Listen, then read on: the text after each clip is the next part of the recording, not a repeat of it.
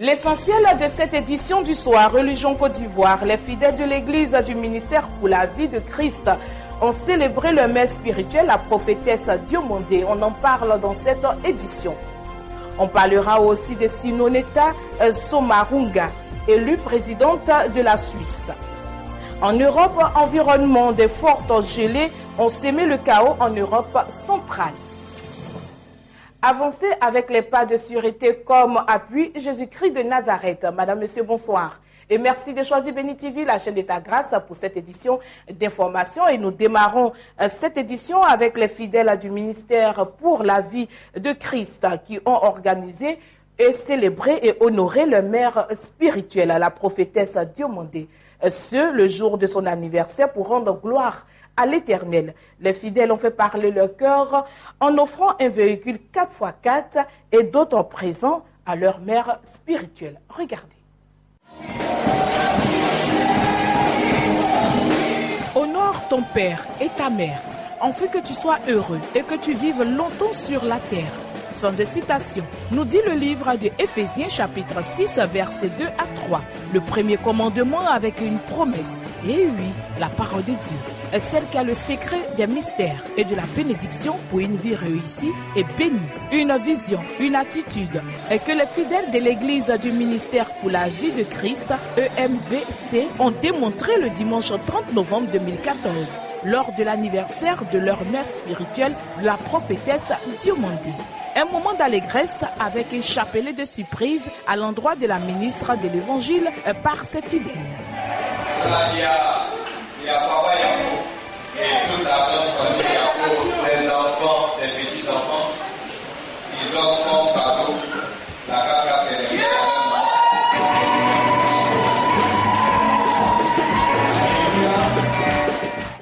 Pour les enfants de Dieu, chaque chose se fait en son temps. Le moment de la prédication a été donné par le pasteur Obatia. Ce dernier a orienté sa communication sur « Honore ta mère ».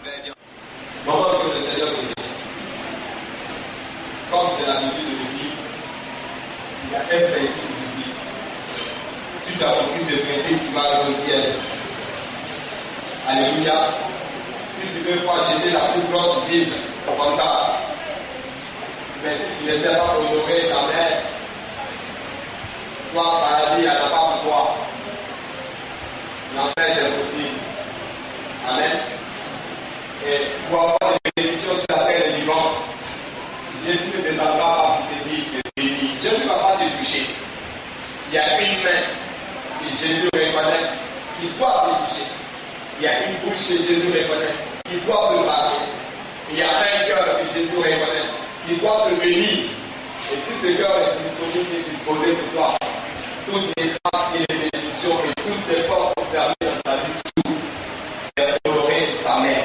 Que ça soit spirituel et que ça soit biologique. Alléluia. Une joie que partage la mère honorée, la prophétesse Diomandé. Je n'ai rien à vous dire. Merci pour tout. Comment est beau? Je n'avais jamais cru. Oui, mais que Dieu te bénisse. Pour le service de Dieu, que tu fais, que Dieu te bénisse. Et que Dieu te demande le statut. Que Dieu veille sur toi. Qu'il veille sur ton ministère. Et qu'il veille sur tes enfants en Israël. Que Dieu vous bénisse tous. Rappelons que cette cérémonie a été aussi sanctionnée par la remise des cadeaux composés d'un véhicule 4x4 et plusieurs autres dons, sans oublier la coupe du gâteau. Que l'Éternel soit béni en tout temps et en tout lieu. Shalom.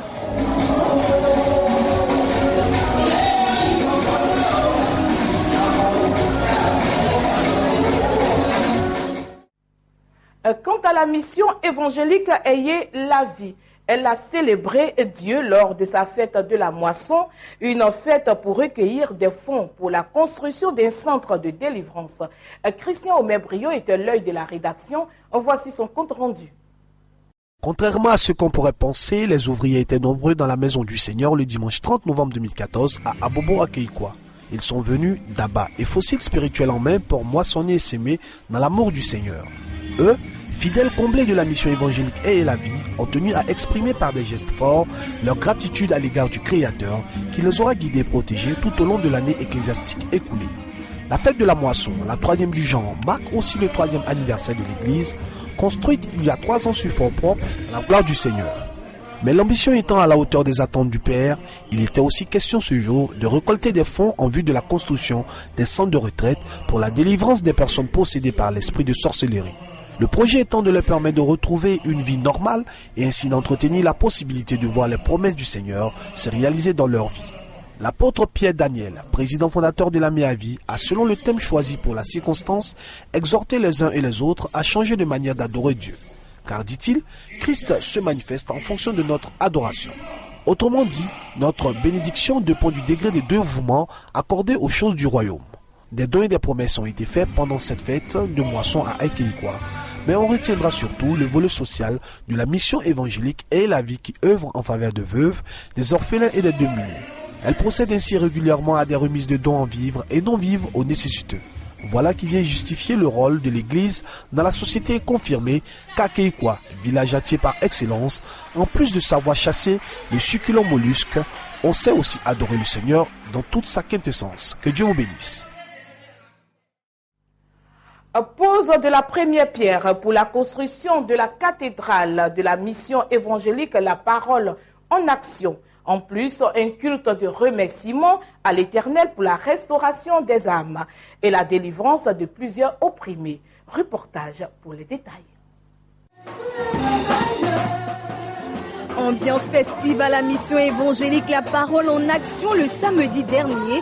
Fidèles et invités s'y sont rendus massivement dès 10 heures afin de magnifier le Seigneur pour la vision qu'il a donnée à son serviteur, le bishop Akro-Louis Massel et son épouse, celle de bâtir un temple à la dimension de son nom. Ce joyau architectural dénommé la cathédrale de la résurrection sera construit sur une grande capacité et comprendra des bureaux, des chambres pour retraite spirituelle, une salle de conférence et une salle de mariage. Après la traditionnelle prière d'introduction, le peuple de Dieu a, avec joie et allégresse, exprimé sa reconnaissance à l'Éternel dans la louange et l'adoration.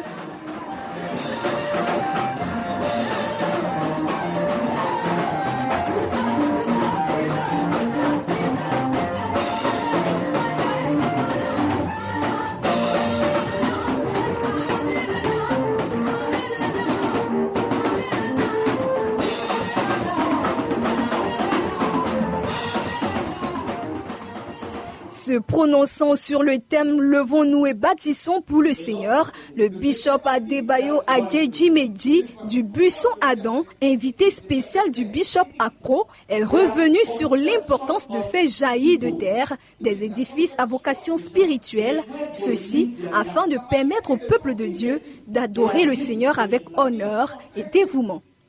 Quand quelqu'un a déjà dans son cœur pour faire bâtir une œuvre, une telle dimension à la gloire de Dieu, il est déjà béni parce que nous savons que le désir de son cœur de se plaire à l'Éternel.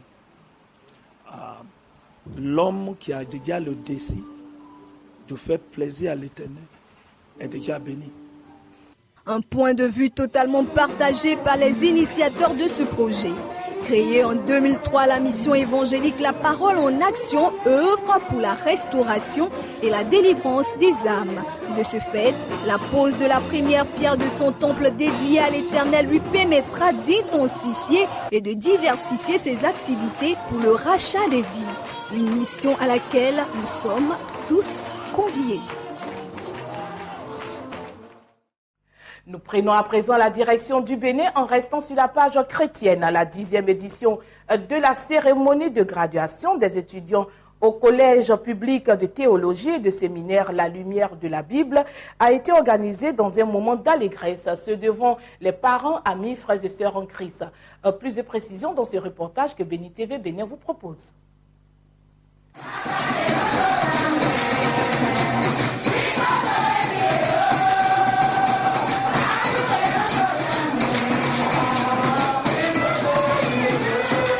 Louanges et prières ont annoncé la 10e cérémonie de graduation des étudiants du Collège biblique de théologie et séminaire La Lumière dans la Bible, ici à Doha, à Porto-Nouveau au Bénin. Dans un discours, le président fondateur a donné les objectifs de ce collège. C'est une centre qui offre 3 ans depuis enseignement biblique regroupé en un an, d'enseignement à ce détail. Ainsi, chaque étudiant y reçoit des reconnaissances profondes de la Bible, une formation théologique au point, la maîtrise de la délivrance, les tactes et les techniques de l'évangélisation, la formation en leadership et toute autre formation pour les missions, les œuvres religieuses des gens ou pour une culture personnelle. L'un des soucis de cette école est l'unité de toutes les églises au Bénin. Quant à vous, étudiants de fin de formation, la tâche qui vous attend est noble, exaltante et pénible. Soyez à l'image des apôtres de Jésus-Christ et ne perdez pas de vue sur la durée de l'école qui figure dans 2 Timothée 4, 1 à 5.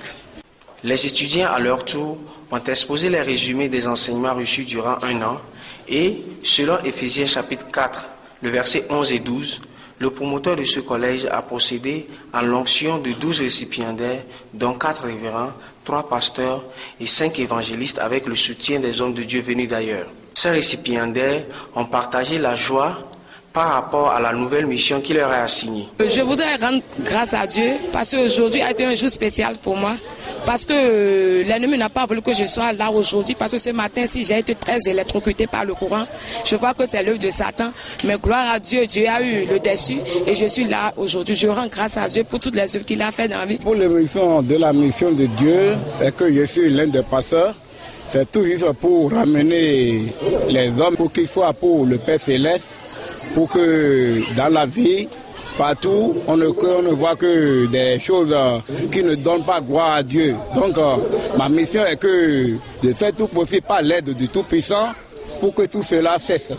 La cérémonie d'aujourd'hui, ça s'est bien passé et nous bénissons l'Éternel pour cela. Puisse le Seigneur les accompagner dans la propagande de sa mission.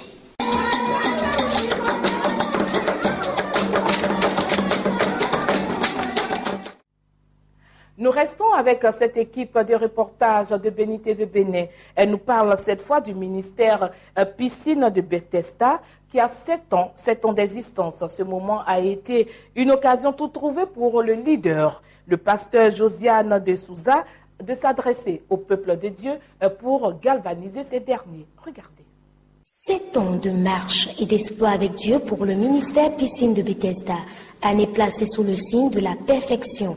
À cette occasion, une cérémonie d'action de grâce a été célébrée à Kpaou au Bénin, où la servante de l'Éternel, le pasteur Josiane de Souza, a exhorté ses fidèles sur le thème « Avec Dieu, nous ferons des exploits », un verset tiré du livre de Psaume 60, verset 14. Avec Dieu, nous ferons des exploits. Avec Dieu,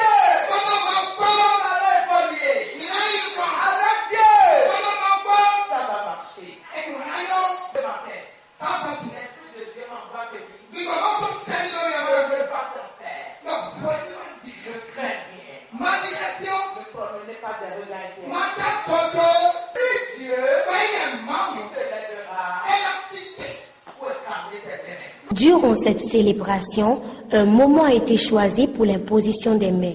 Ce fut joie et témoignage pour les fidèles et invités présents à cette célébration. Depuis là, pour rendre grâce à Dieu, demander à Dieu de bénir le pasteur Josiane de Souza. Pour moi, c'est une grande joie d'être ici au cours de cette manifestation. Celle qui a été avec moi tout le temps, avec son humilité et qui a servi le Seigneur avec moi, notamment dans la délivrance, qui aujourd'hui s'est mise à l'œuvre pour continuer cette mission que le Seigneur a confiée. Le bilan est positif selon la fondatrice du team ministère, malgré les difficultés rencontrées les 6 dernières années.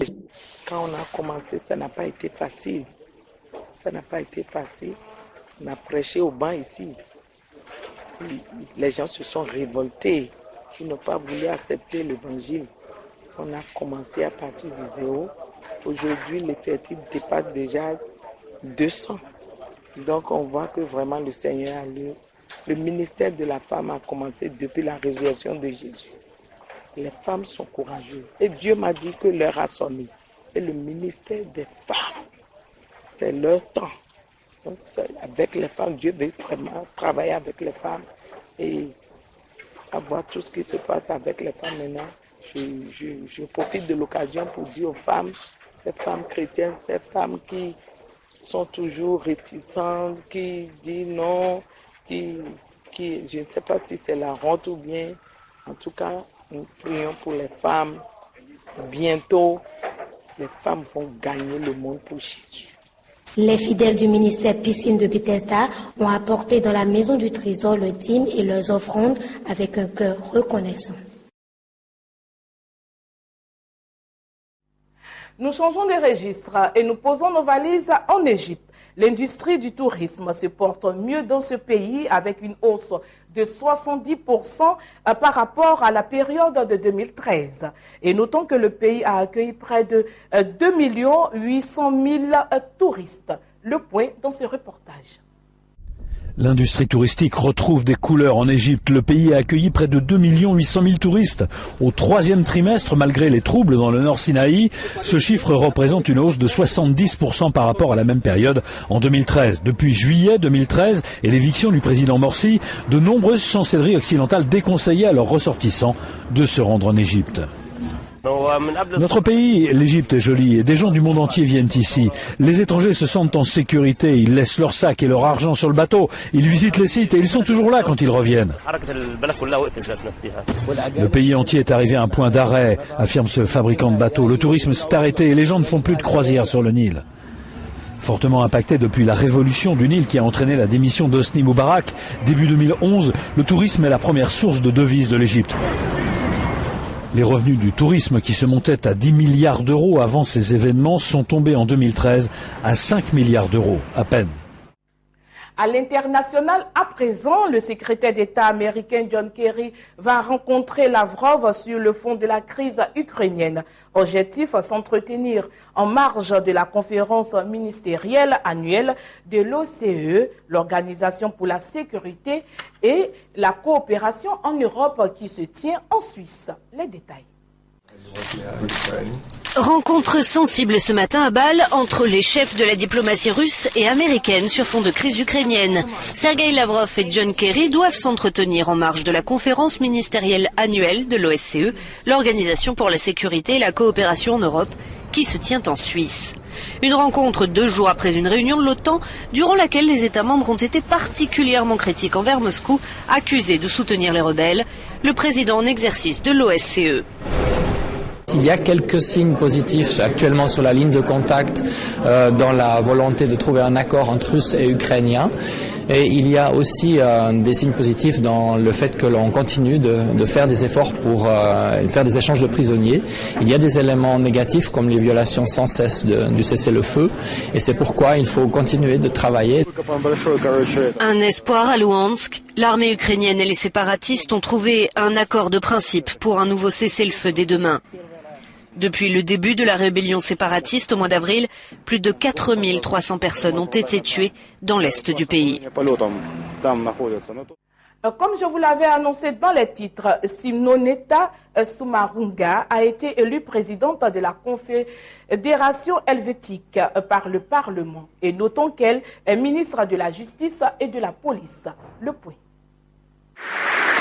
Chaque année, à tour de rôle, les membres du gouvernement suisse sont élus par le Parlement à la présidence de la Confédération helvétique.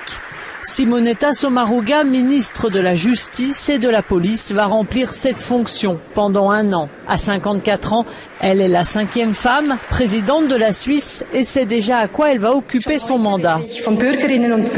Aujourd'hui déjà, des gens m'ont accosté dans la rue et même au marché pour me parler de démocratie directe, dit-elle. Dans l'année à venir, je veux insister sur ce thème particulier et faire en sorte que ce soit l'une de nos priorités pour 2015. in 2015 im Gespräch bleibt. Les Suisses sont les champions de la démocratie directe. Ils participent régulièrement à des référendums, des votations. D'autres dossiers attendent Simonetta Sommaruga, comme l'immigration, le positionnement de la place financière suisse ou les relations avec l'Union européenne. Dans cette édition d'information, nous parlons aussi de cette voie ferrée pour désenclaver le Kazakhstan et le Turkménistan.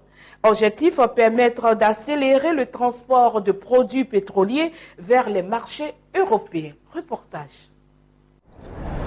Les chefs d'État iraniens, kazakhs et turkmènes ont inauguré mercredi à la frontière entre le Turkménistan et l'Iran une ligne de chemin de fer qui doit traverser leurs 3 pays et permettre d'accélérer le transport de produits pétroliers, notamment vers les marchés européens. La voie ferrée longue de 925 km, dont 700 au Turkménistan, permettra de transporter jusqu'à 10 millions de tonnes de marchandises par an, dont du pétrole ainsi que des voyageurs. Cette nouvelle voie ferrée permet aussi de désenclaver le Kazakhstan et le Turkménistan, 2 pays d'Asie centrale qui n'ont aucun accès aux voies maritimes commerciales. Au total, 2 milliards de dollars, 1 milliard 600 millions d'euros issus des fonds publics turkmènes et de prêts contractés à la Banque de développement asiatique et à la Banque de développement islamique permettront de financer ce projet conclu en octobre 2007 par les 3 pays. Et nous poursuivons cette édition d'information. Londres annonce plus de taxes pour les banques dans son projet de budget. Et hier, devant le Parlement, le ministre britannique des Finances, George Osborne, a réaffirmé que les finances publiques seraient ramenées à l'équilibre avant la fin de la décennie. Regardez. Le gouvernement britannique a reconnu mercredi qu'il n'atteindrait pas ses objectifs de réduction du déficit budgétaire cette année et l'an prochain. La France se sent moins seule. Devant le Parlement mercredi, le ministre britannique des Finances, George Osborne, a réaffirmé que les finances publiques seraient ramenées à l'équilibre avant la fin de la décennie. Il s'agit de sortir du rouge pour aller dans la zone verte pour la première fois en une génération pour un pays qui inspire confiance dans le monde, a déclaré George Osborne, car il s'efforce de vivre à la hauteur de ses moyens. Parmi les recettes annoncées de ce projet de budget 2014-2015, les banques britanniques devront payer 5 milliards d'euros de plus sur les 5 prochaines années. Londres va également introduire une taxe de 25% sur les profits générés par les multinationales comme Google ou Amazon qui transfèrent leurs bénéfices hors du pays pour échapper à l'impôt. Et nous parlons à présent des centaines de milliers de manifestants en Italie face à la modification de l'article 18 du Code de travail qui protège les salariés contre le licenciement abusif. Regardez. Le Parlement italien adopte le Jobs Act, une réforme controversée du travail. Au cœur des débats, la modification de l'article 18 du Code du travail qui protège les salariés contre les licenciements abusifs. Le texte a provoqué la colère de centaines de milliers de manifestants depuis la fin octobre. La loi a même été amendée pour tenir compte de cette contestation. L'aile gauche du Parti démocrate, le parti du chef du gouvernement, Matteo Renzi, s'opposait à cette loi. Mais elle s'est prononcée en faveur du texte parce qu'il était lié à un vote de confiance qui aurait pu faire tomber la majorité. Cette réforme prévoit des incitations fiscales pour les entreprises embauchant à durée indéterminée. Les nouveaux CDI s'accompagnent d'une protection croissante. En clair, le licenciement est facilité les 3 premières années, puis de plus en plus compliqué et onéreux en fonction de l'ancienneté de l'employé. Pendant ce temps, le système judiciaire aux États-Unis mis en question par la population face à l'esprit racial qu'elle dénonce et les tensions se font remarquer à New York. La colère des manifestants de New York après la relaxe d'un nouveau policier blanc qui a tué un civil noir à Staten Island. Des centaines de personnes se sont rassemblées à Times Square et Grand Central pour dénoncer les méthodes de la police et l'impunité dont bénéficient selon eux les officiers. Le secrétaire américain à la justice a proposé de contourner la relaxe en poursuivant le policier au civil. Réaction de la mère de la victime. Comment pouvons-nous faire confiance à ce système judiciaire qui nous laisse tomber, demande-t-elle. Pas seulement moi, mais plusieurs d'entre nous. Et si nous ne faisons pas attention, ce sera vous à l'avenir.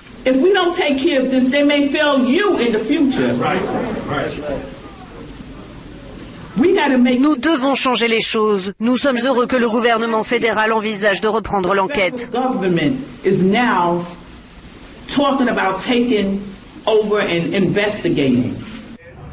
Eric Garner est mort asphyxié lorsqu'un policier lui a fait une clé d'étranglement au mois de juillet dernier, une pratique interdite. Âgé de 42 ans, ce père de 6 enfants avait été interpellé parce qu'il vendait des cigarettes de contrebande dans la rue. Le drame a été filmé par un passant. Et comme je vous l'avais annoncé dans les titres, nous parlons de ces fortes gelées. Un chaos en Europe centrale dû à la forte gelée, une situation qui entraîne l'une des villes de 5000 habitants privées d'électricité et des écoles fermées. De fortes gelées ont entraîné de nombreuses perturbations en Serbie, en Autriche et en République tchèque. Ici, à Majdanpek, dans l'est de la Serbie, les salariés de la compagnie de distribution électrique EMS ont risqué leur vie pour réparer les dommages causés sur le réseau électrique, a indiqué l'entreprise ce mercredi. La ville de 5000 habitants était privée d'électricité depuis lundi soir. Le courant a été rétabli ce mercredi. En Basse-Autriche, les gelées ont provoqué la fermeture de beaucoup de routes, des écoles ont également fermé, des habitants se sont retrouvés sans électricité. À cause du gel, les arbres ont donné du fil à retordre aux pompiers.